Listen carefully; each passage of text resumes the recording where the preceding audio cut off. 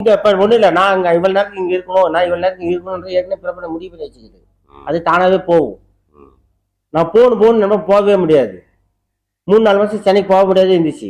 இப்ப திடீர்னு போக மாதிரி அந்த சூழ்நிலை அமையுது இல்ல. அப்ப அந்த சூழ்நிலை அமையும்னா நம்ம மனசு, அதுக்குதான் குரு ஐயா சொன்னாரு, மனசுதான் குருன்னாரு இல்ல. அந்த மனசுல இங்க போகணும்னு உதிச்சு போக வைக்குது. அதே ஒரு பிரச்சனை வந்து இந்த மனசுல தோணிச்சு இது சேனம் அப்படின்னு சொல்றது அந்த மனசுதான். அப்ப அதுவும் அந்த மனசுல நல்ல எண்ணத்தை விதிக்கிறதும் பிரபஞ்சம் தான், கெட்ட எண்ணத்தை உதவிக்க போவனா தடுக்கிறது பிரபஞ்சம் தான். எதுவுமே நம்ம கையில இல்லை.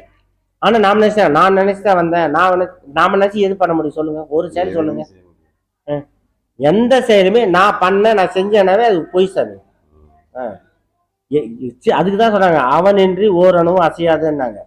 ஒரு அணுன்று நம்ம கண்ணுக்கு தெரியாத ஒரு சின்ன பொருள், அந்த கண்ணுக்கு தெரியாத பொருள் அசைதான் இறைவனுக்கு தெரியுது. அப்போ நமக்கு நம்ம கண்ணுக்கு தெரியாத பொருள் அவனுக்கு தெரியுதுன்னா அப்ப அவன் பேரறிவான.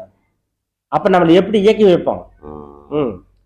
அவனுக்கு கண்ணுக்கு தெரியாத உக்காந்துன்னு நம்ம மனசுல ஒரு ஆசையை உருவாக்கி அதை செய்ய வச்சு அதுக்கு பின்னாடி நல்லதோ கெட்டது நடக்குது.